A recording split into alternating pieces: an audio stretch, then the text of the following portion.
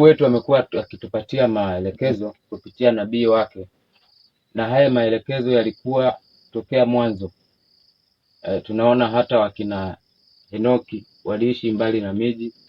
Tunaona hata Nuhu aliishi mbali na miji. Kusoma kitabu cha Wazee na Manabii, kwenye historia ya Nuhu, unaweza ukaona Noa alikuwa anaishi mbali na mji. Kwa hivyo watu wa Mungu walitakiwa waishi mbali na miji tokea mwanzo, kwa sababu ukiwa katika miji kuna mambo mengi.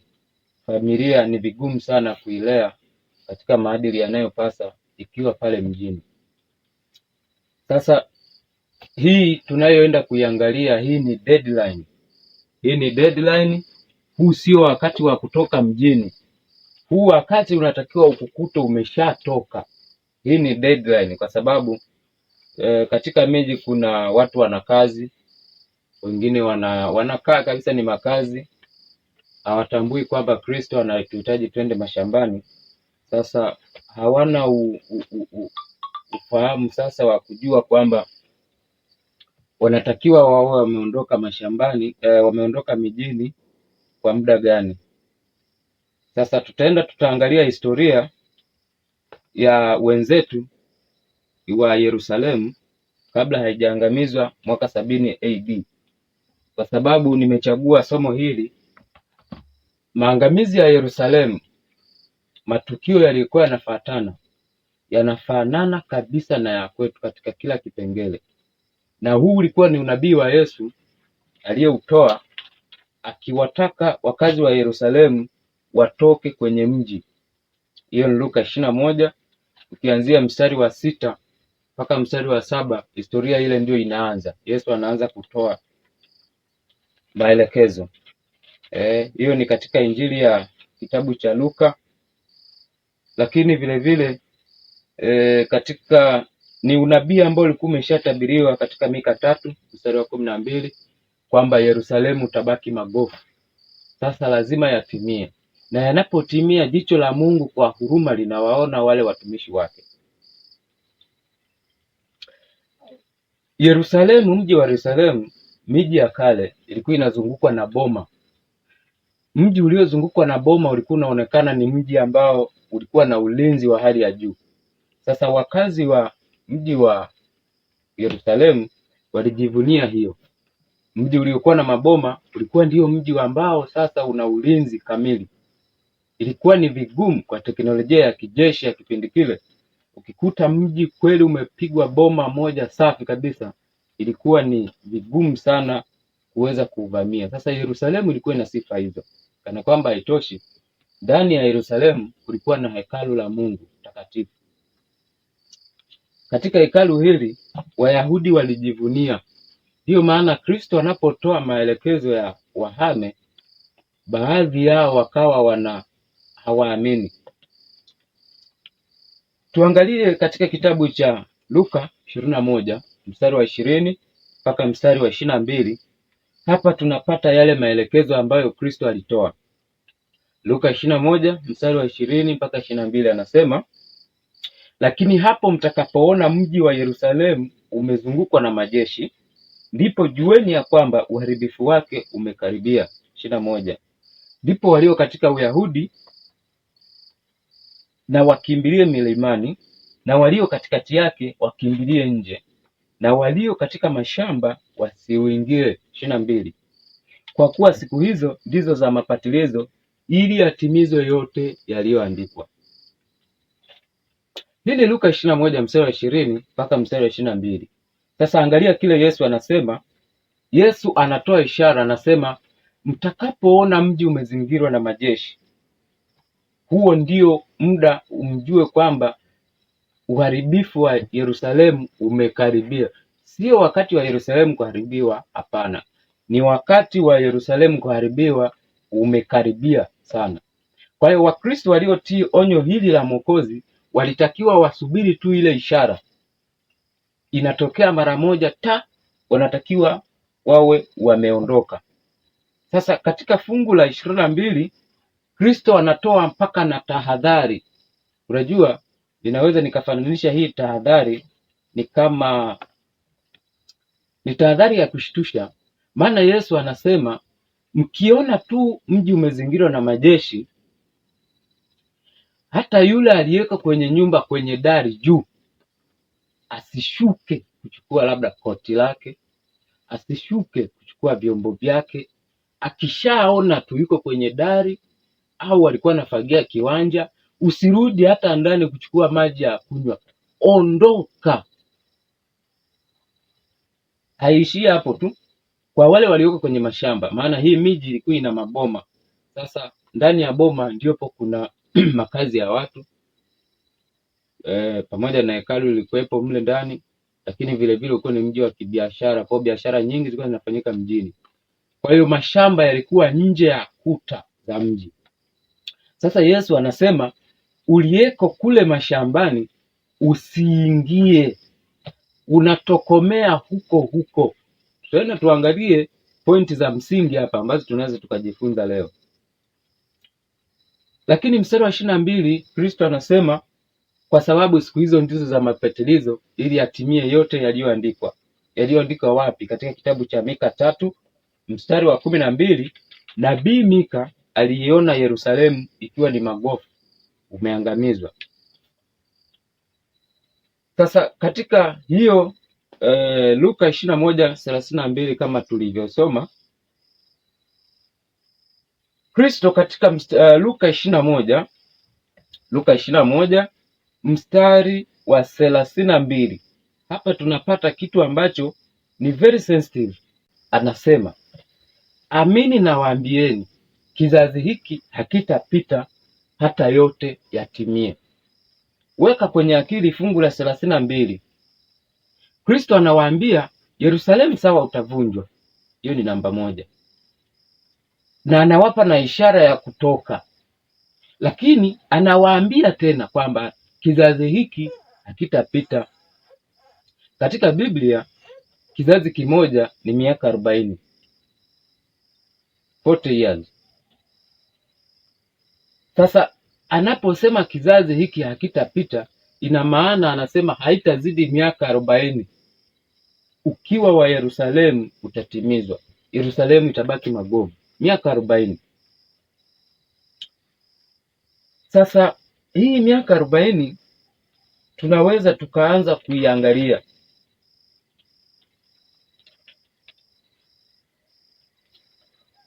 Wakati Kristo ametoa hili onyo,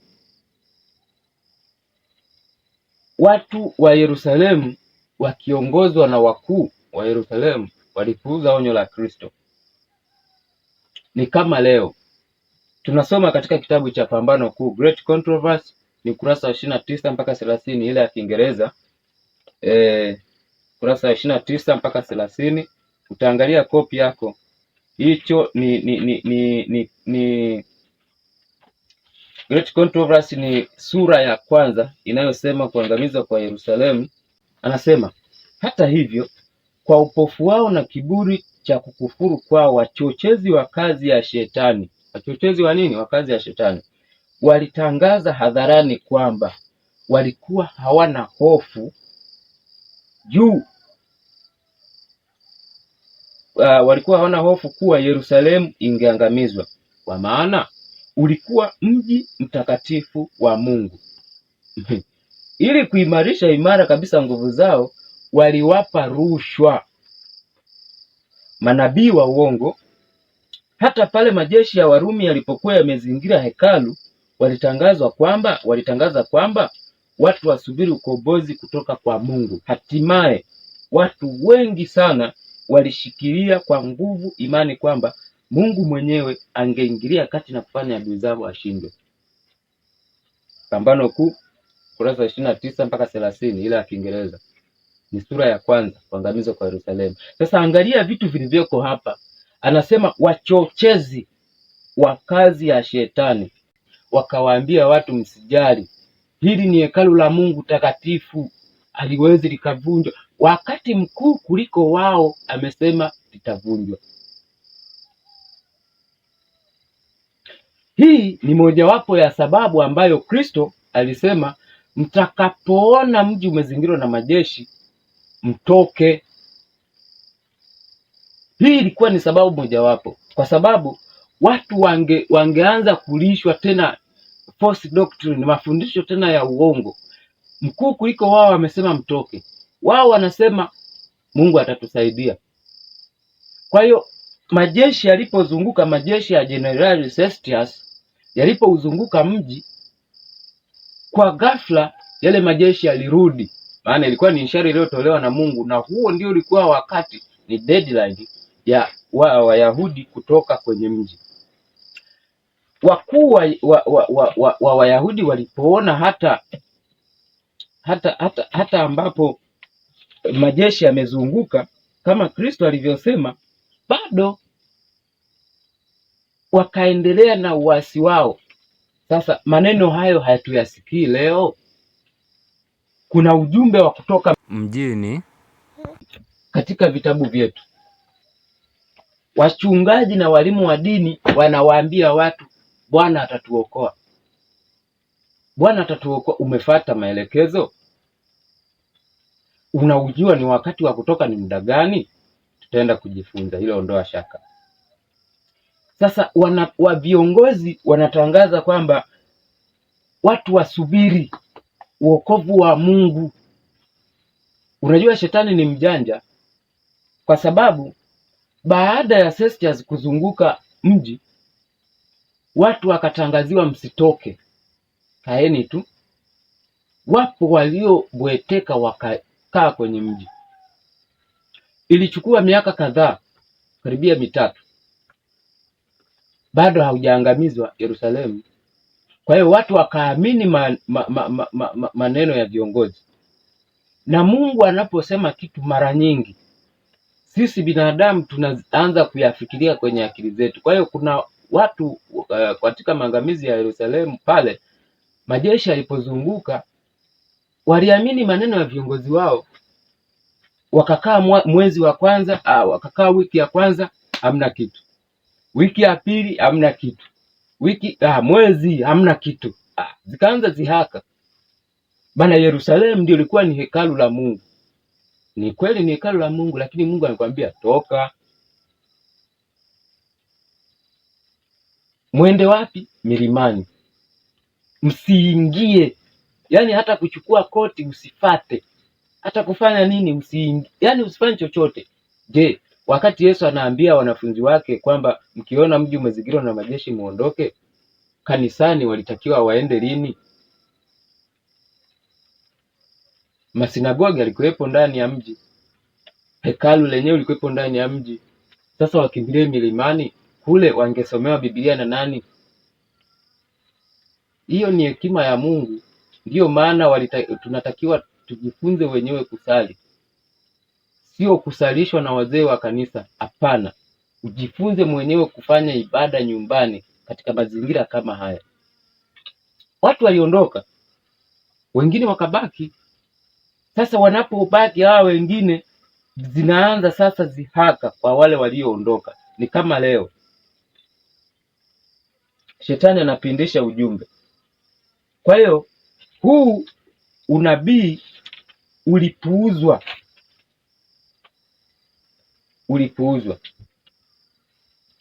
Kwa hiyo anasema hivi katika ukurasa wa 23 katika kitabu changu hichi, mwenye kopi kama hii ni ukurasa wa 23, ni katika ile ya Kiingereza ni ukurasa 29 mpaka 30. Anasema hivi: kwa muda wa miaka 7 mtu aliendelea kupanda na kushuka kutoka mitaa ya Yerusalemu, katika barabara ya Yerusalemu, akitangaza ole ambao ungeujia mji.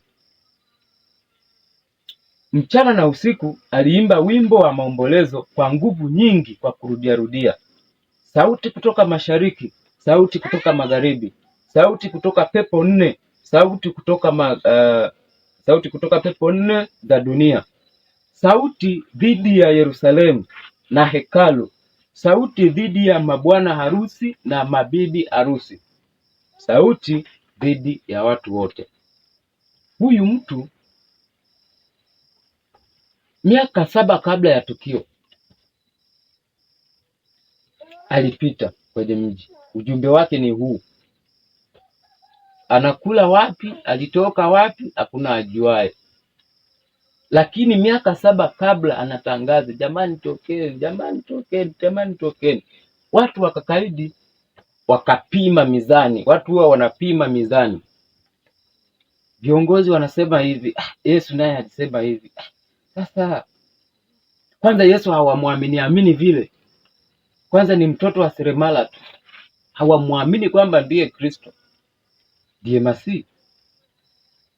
Watu wakawa wanapima. Unajua mtu anapopima maneno ya Mungu, maelekezo, anafanya maamuzi kwa tamaa yake mwenyewe. Tamaa ndio inamuweka kwenye maamuzi. Sasa watu walipuuza, maana tunaambiwa miaka takriban miaka 7 kabla.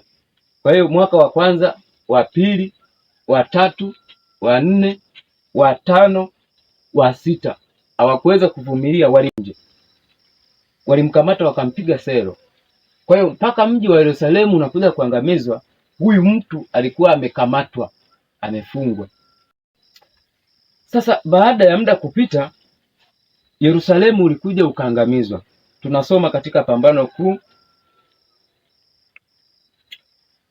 sura hiyo ya kwanza, kuangamizwa kwa Yerusalemu, inasema hakuna Mkristo hata mmoja aliyeangamizwa katika maangamizo ya Yerusalemu. Kristo alikuwa amewaonya wanafunzi wake, na wote walioyaamini maneno yake walitazamia ishara iliyoahidiwa. Walitazamia nini? Ishara. Yesu alisema, wakati mtakapouona Yerusalemu umezungukwa na majeshi, ndipo jueni ya kwamba uangamivu wake umekaribia. Ndipo walio katika Uyahudi, yaani Yuda, wakimbilie milimani, na walio katikati yake wakimbilie nje. Haya ndio yalikuwa maelekezo ya Mungu. Kwa hiyo wote waliotii hili ya agizo waliokoka, waliokaidi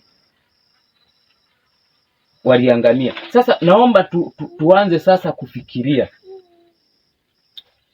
katika Luka 21 kama tulivyoona mstari wa 32 kama tulivyoisoma, inasema, amini nawaambieni, kizazi hiki hakitapita hata yote hayo yatimie.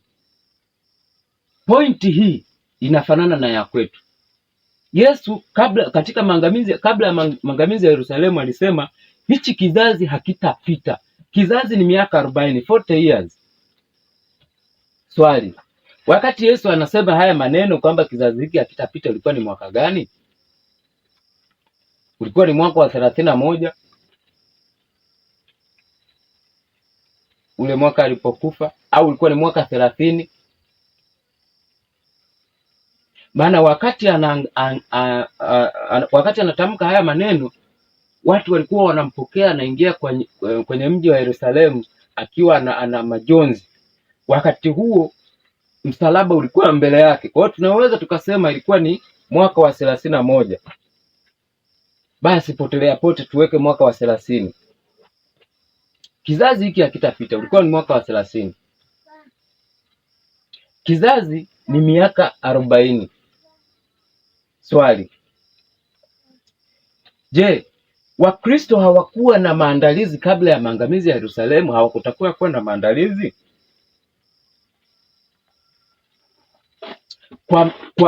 Kwa Mkristo, kwa mtu ambaye alikuwa anamwamini Yesu, hakutakiwa kuwa na maandalizi? Mwenye akili, bana, Kristo hawezi akakwambia kila kitu. Ni kama leo tunaambiwa twende mashambani, tumepewa na deadline, kama Yerusalemu ulivyopewa deadline. Maana deadline ilikuwa mkiona mji umefanya nini, umezingirwa, mtoke. Deadline. Leo pia sisi tuna deadline. Kristo alisema kizazi hiki hakitapita. Kizazi kimoja ni miaka 40. Wakati anasema ulikuwa ni mwaka wa 30 AD. 30 AD au 31 AD, ongeza miaka 40, inakuleta mwaka wa 70. Sasa kama ni mwaka wa 70, twende polepole. Mwaka wa 70, ashumu umegonga mwaka wa 60. yaani mwaka 60, ikiwa ina maana imepita miaka 30 toka wakati Yesu anasema kwamba kizazi hiki hakitafanya nini, hakitapita. Ikabaki 10, imebaki miaka 10. Miaka 10 inaanza kukatika, miaka 5 inakatika, katika miaka 30 inakuwa 35, miaka 3 inakatika. Katika hiyo iliyobaki inabaki miaka mingapi?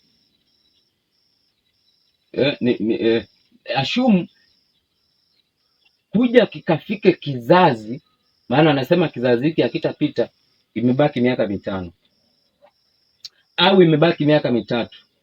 Swali, kama ingekuwa ni leo, umejipata na maisha safi kabisa. Kwa Mkristo aliye makini, alitakiwa kuanza kujenga maapartment, alitakiwa kuanza kufanya maapartment wakati kizazi hiki hakitapita, imebaki miaka 3. Angekuwa na hekima kuanza kujenga magorofa kwenye mji, huenda ni nyumba ya kulala wageni. Leo sisi imebaki miaka mingapi? Tutaenda kuona ni hekima gani tunayotakiwa kuwa nayo kama hii. Hilo ni namba 1. Namba 2, kizazi hiki hakitapita kwa maneno ya Kristo. Wakati anasema ilikuwa ni mwaka 31 AD au mwaka 30. Swali, wakati ambapo tunasubiri ishara ya wakati ambapo Yerusalemu ilikuwa inasubiri ishara ya kuona majeshi yamezunguka ndipo watoke, je, hawakutakiwa kuandaa mahali watakapofikia? Mungu hawezi akatoa jambo wakati hajasema chochote. Namba 1, Yesu alimesema kwa maneno yake mwenyewe kizazi hiki hakitapita. Namba 2, kabla ya miaka 7 kabla tukio, mtu alizunguka akitangaza Yerusalemu utaangamizwa. Sasa ni nani kijana mwenye akili au Mkristo mwenye akili ambaye aliliona hili? Alitakiwa kaandae kule milimani atakapokimbilia. Wakati huo yuko Yerusalemu, huenda familia yake, huenda alikuwa na biashara, lakini agizo la Mungu lilikuwa ni nini? Kwa hiyo walitakiwa kutoka mapema sana, kwa wale ambao walikuwa wana akili. Walitakiwa kuandaa kizazi hiki hakitapita, imebaki miaka 10, 5 imekatika kabla igonge 40. Maana hakitapita, ikifika 40 maana yake imeisha, na haikuzidi 40 kama Kristo alivyosema. Kwa hiyo walitakiwa waandae. Ni kama leo tunatakiwa tuandae kabla ya deadline. Wakati deadline inafika, sio muda tena wa kuanza kutafuta.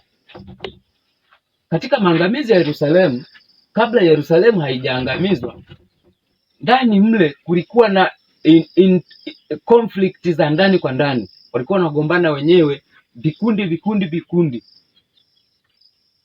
Sasa hivi vikundi vilisababisha uchumi lazima udorore, maana Pambano Kuu inatuambia walikuwa na vita ndani kwa ndani, walipigana ndani kwa ndani, makundi ya kigaidi yalikuwemo ndani kwa ndani, walichomeana mpaka ghala za vyakula. Ili utimie unabii, vyakula vikapanda bei, chakula hamna, maghala yakachomwa. Kama kulikuwa na biashara kwenye vurugu, uwezi ukafanya biashara, maana yake nini? Uchumi ulishuka. Leo hatuyaone hayo mazingira. Sasa utagundua kwamba kadri watu wa Yerusalemu walivyokuwa wanaondoka, ndivyo uchumi na migongano ya migogoro ilikuwa inazidi kuwa mikubwa, na uwezekano wa kununua shamba nje ya mji kule milimani kuandaa, maana uwezi ukafika una hata hema. Suppose kuna mtu huyu alikuwepo mashambani, alikuwepo shambani analima, au alikuwepo nje ya mji. Anapoona mji umezingira, asirudi hata kuchukua pesa yake ya akiba. Huenda alikuwa anacheza vikoba, uwezi ukasema jamani nipeni sasa pesa yangu niondoke. Au benki, hawezi angeingia kwenye hazina yake ya dhahabu akachukua dhahabu ili aende kule akajihifadhi. No, alitakiwa afanye maandalizi mapema, maana Kristo alisema kizazi hiki hakitapita. Sisi pia tumeambiwa ujumbe wa kutoka mjini katika kitabu cha Second selected messages ukurasa 141. Hii ni ya mwaka 1904 iliandikwa. Nabii anasema hivi, lakini vile vile hii nukuu imeinukuliwa katika kitabu hiki. Ni matukio ya siku za mwisho.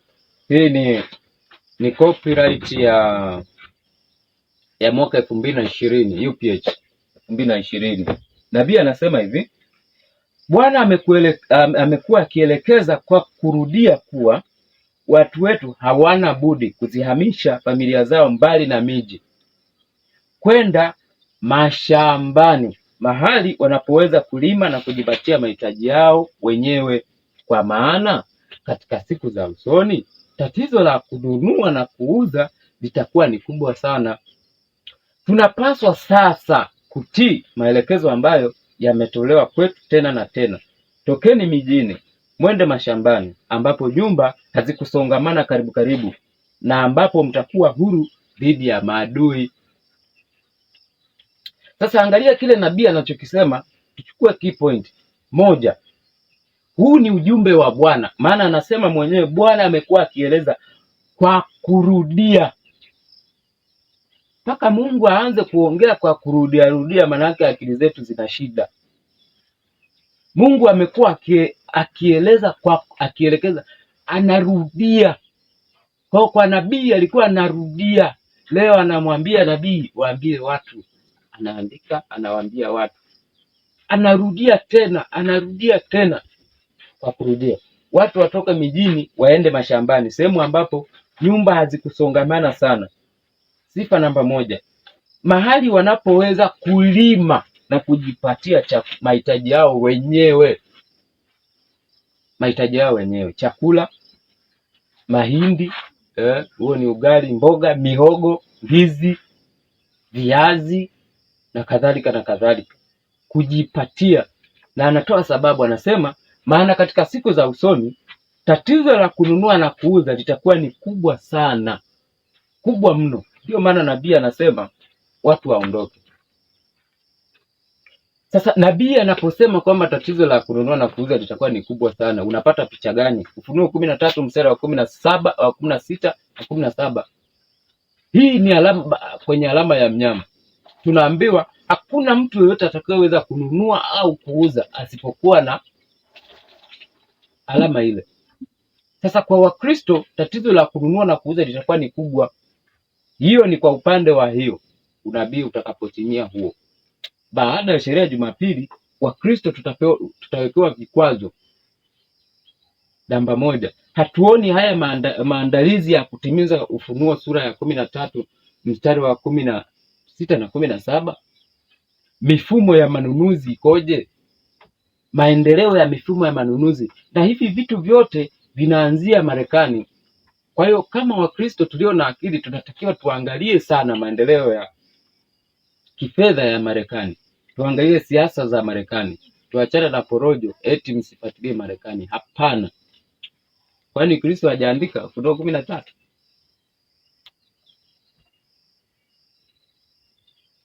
Sasa Kristo anatusi tuondoke, tujipatie mahitaji yetu wenyewe. Mahitaji hayo ni maji, chakula, kila kitu. Unajua kuna mahali fulani mtu unaweza ukawa pale mjini na una pesa nyingi ukanunua kweli ka compound karefu, lakini hiyo sehemu inakidhi? Namba moja, amekwambia mahali mtakapokuwa huru dhidi ya maadui zenu. Maadui zako ni wapi? Namba moja. Mbili, uwe sehemu ambazo nyumba hazikusongamana, unaweza ukajipatia mahitaji yako mwenyewe. Sababu amekupa, kwa sababu katika siku za usoni tatizo la kununua na kuuza litakuwa ni kubwa. Sasa mtu unaweza ukavuta maji ya DAWASA uko pale mjini na safi kabisa, una eneo nzuri, au kwenye kijiji ambacho sio kikubwa sana cha wastani, unajiita huko mashambani. Hapana, maji unatoa ya DAWASA ya kulipia. Wakati huu utapofika utafanya nini? Utaanza kumlaumu Mungu. Kwa hiyo watu wanatakiwa waondoke. Sasa katika second selected messages kitabu hicho ni ukurasa wa 357 ya mwaka 1902, miaka miwili kabla ya hii tuliyosoma. Anasema hivi: Bwana anahitaji watu wake waende mashambani ambapo wanaweza kufanya maskani yao, kulima matunda na mboga zao wenyewe, na mahali ambapo watoto wao wanaweza kuangalia moja kwa moja kazi za Mungu katika vitu vya asili. Ondoeni familia zenu kutoka mijini, ndio ujumbe wangu. Toa familia. Utaenda utasoma sura inayoitwa Miji Mikubwa pamoja na Kuishi Mashambani katika kitabu hichi cha Matukio ya Siku za Mwisho. Kuna maonyo mengi ambayo nabii ametoa. Unapotoka mjini haukimbii tu hivi vitu, lakini tabia za watoto utazikuzaje mjini? Matangazo ya hovyo yanapita barabarani, vitu vingine vya hovyo vinapita. Mtoto mdogo anakariri nyimbo za wasanii mjini, alafu najiita ni Mkristo. Hapana. Sasa tumepewa ishara hiyo. Huo muda hautakiwi utukute. Huo muda tunaupata wapi? Nabii ametuelekeza mpaka muda. Hii ni deadline, sio muda wa kuondoka. Kumbuka Yerusalemu walitakiwa wao wamefanya maandalizi ya kuondoka, maana Kristo alisema ni kabla ya kizazi hiki kupita, before 40 years. Sasa kama ni before 40 years, walitakiwa waanze maandalizi ya kutoka mapema. Nabii anasema hivi katika kitabu cha hichi, ni kitabu Testimonials Volume 5, ni ukurasa wa 464 na ukurasa wa 465 ya mwaka 1885. Lakini vile vile imenukuliwa katika kitabu hichi cha UPH. Hii kopi yangu ni ya mwaka 2020. Amesema hivi: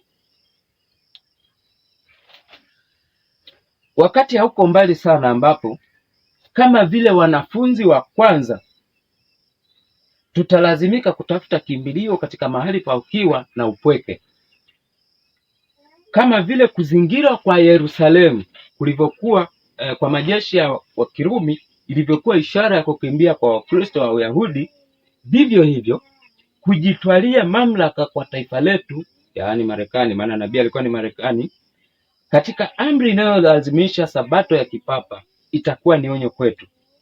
Huu ndio utakaokuwa wakati wa kuihama miji mikubwa, ikiwa ni maandalizi ya kuihama miji midogo kwa ajili ya kwenda kwenye makazi ya maficho katika maeneo yaliyojitenga miongoni mwa milima.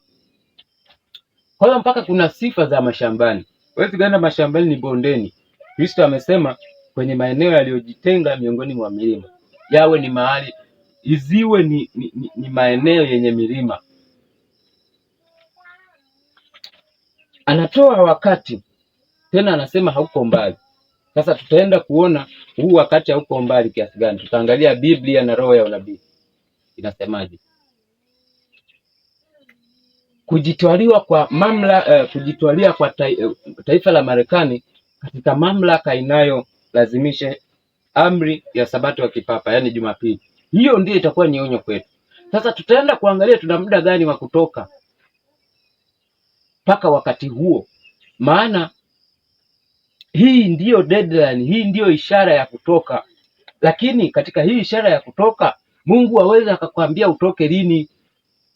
Wewe una akili zenye akili, unatakiwa ujue wakati, ufanye maandalizi ya kutoka. Sasa katika huu wakati, katika hii nukuu, katika somo hili ndipo nitaenda kuangalia vizuri. Tutaenda kuchambua hii nukuu. Tuanzie hapa kwenye ishara ya kutoka. Tutachambua vizuri. Sasa ningependa niwakaribishe tuanze sasa kutafuta hii pointi.